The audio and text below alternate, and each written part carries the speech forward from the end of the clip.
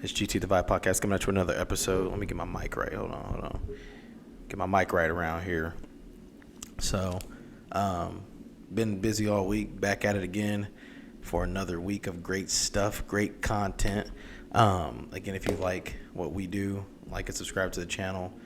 Hit the bell so you can get a notification anytime that we go live or we post something new. I'm going to react real quick. This lady was on TikTok. TikTok is gloriful for people who want to hear about dumb stuff.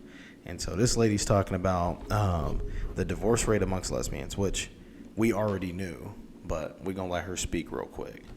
Could not resist, so I had to look it up. From the Office of National Statistics, from a 2019 study, in ever-increasing numbers, we are now at a lesbian divorce rate of 72%.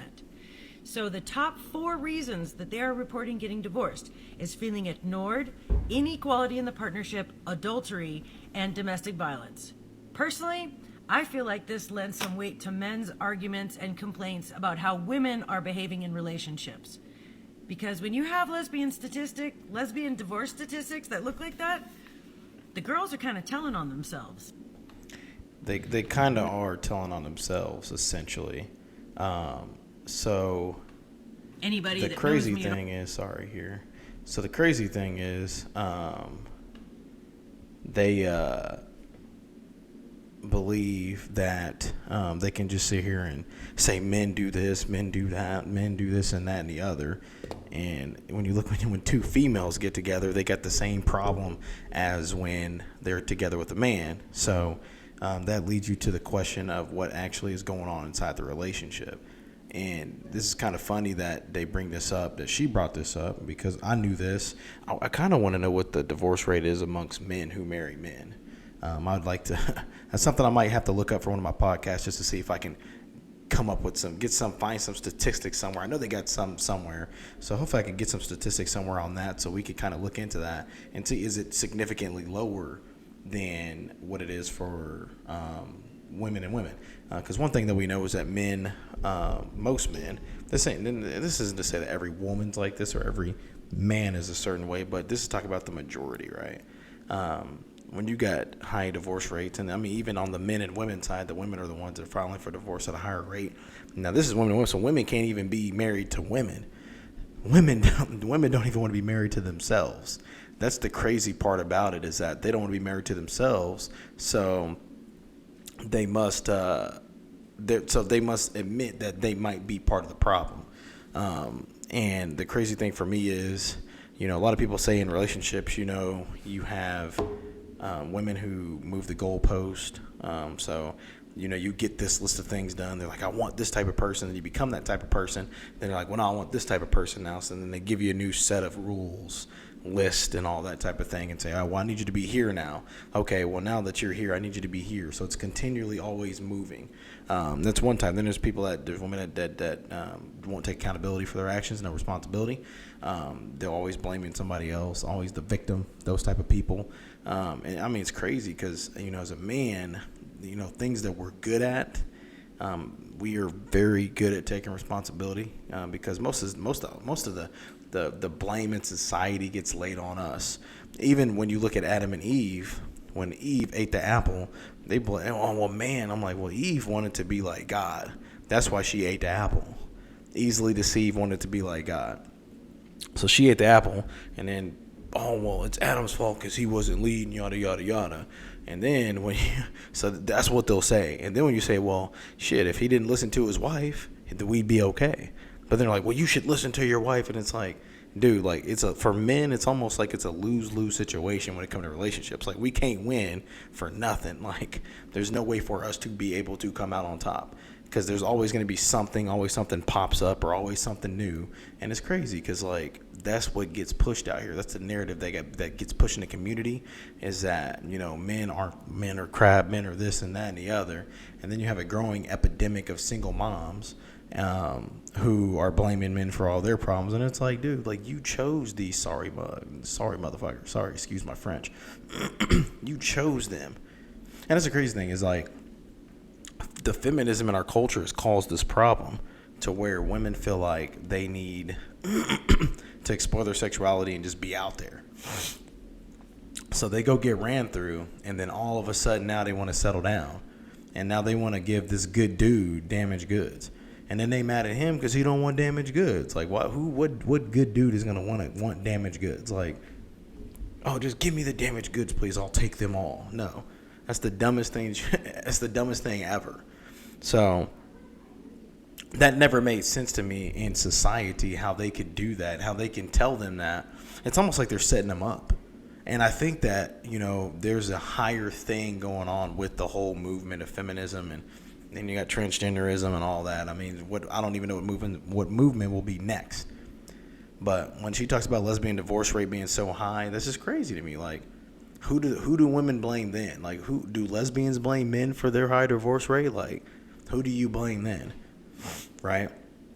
Because you got a female in a relationship, they're married, and their higher divorce rate is about identical to the divorce rate of men and women. So it's very identical. So it's like, if that's that high, then who do they blame then? Like, who do they put the blame on?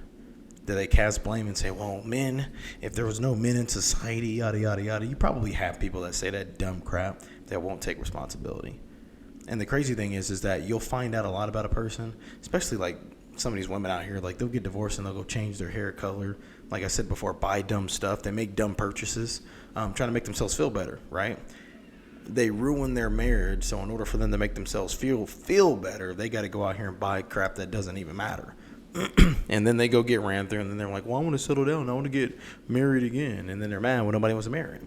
Like, nobody wants to marry you if you act like that. So I think that they need to look into it, which I'm going to look into the divorce rate amongst men and men, because the divorce rate amongst lesbians is just as high as the divorce rate amongst men and women, which shows you that there's one common denominator in both of those situations.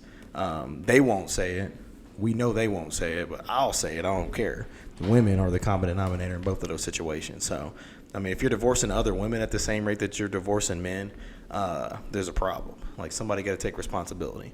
And if you don't want to take responsibility, we're going to make you take responsibility.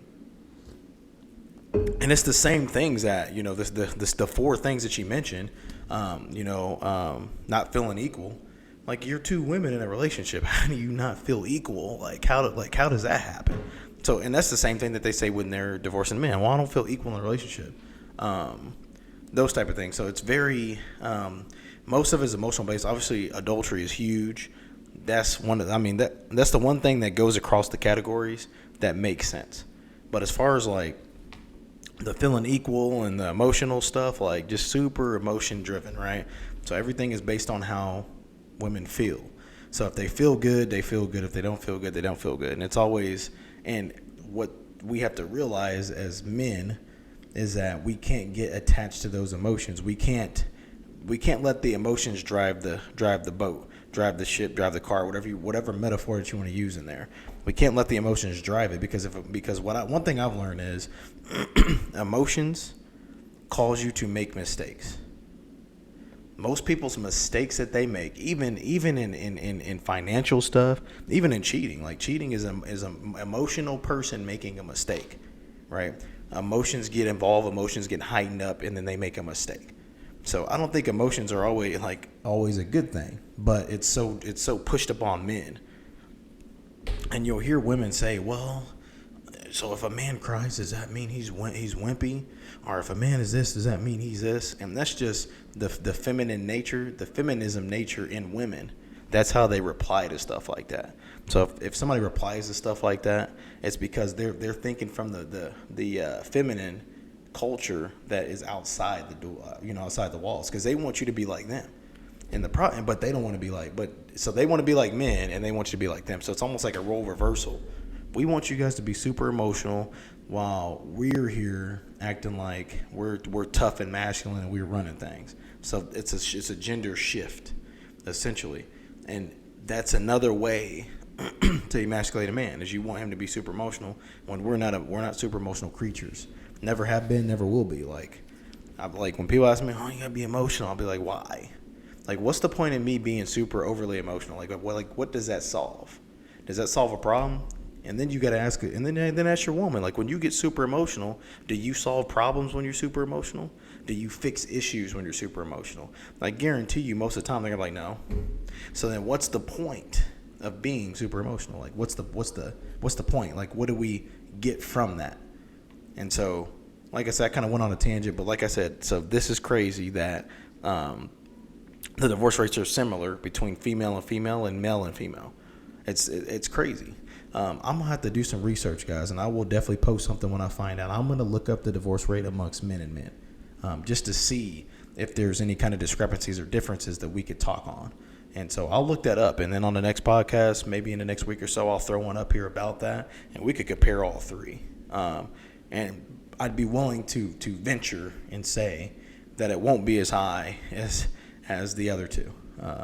I'd be willing to venture and say that it would not be. I mean, because I know that there's a lot more that go, like, lesbians have been so widely accepted amongst our culture, but like gay men, it's a little bit tougher for that acceptance, right?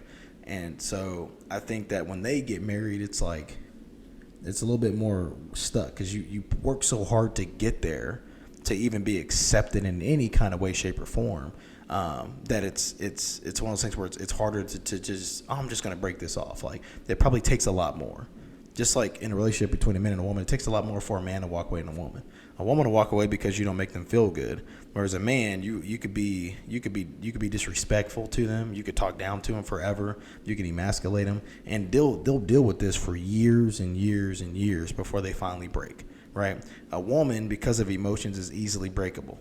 Oh, you don't make me feel good, so I'm gonna go out here because somebody out here makes me feel good. Whereas a man, like I said, you will emasculate, you will disrespect them, talk down to them, act crazy around them. Like, you'll do things consistently for a long period of time, and then they break. And you can tell when they break because they'll start to snap back. Because normally, as a man, even for me as a man, speaking from my own experience, it's like easier. I could deal with stuff for a long period of time, and I could just keep pushing and pushing and pushing on. But eventually you get to a point where you're like, dude, I gotta have some type of respect here. Like, at some point, I gotta stand up for myself. And then when you get to the point of stand up for yourself, then it's like that pushback. You're like, oh no, it's uncomfortable. That's one thing that my counselor told me. He's like, man, you have to be okay making people around you uncomfortable because you're going to be your authentic self. And then if they can't deal with your authentic self, that's them. That's a them problem. That's not a you problem. And so I've worked a lot on making it less me, more them. Put it on yourself, because I'm going to do what the heck I'm going to do, and I'm going to be who I'm going to be regardless. So this is something interesting that I just thought I'd talk about. Kind of went off on a tangent a little bit, but it's all good, guys. I appreciate you guys continuing to rock with us here at the Vibe Podcast as we continue to push forward. We got some great things happening this summer. We're going to be introducing more of a female panel to our Tuesday podcast. So the girls will get together and do their thing. I will continue to do my thing. I'm going to get my boy Clint back. He's been busy, but we'll get him back rocking, and we'll get some more content posted up with him on there too. So like always, please like our stuff, share it, subscribe to the channel, leave comments if you have any comments about this stuff. We will continue to push it, and we will continue to work. Appreciate you guys rocking with us. GT the Vibe Podcast. I'm out.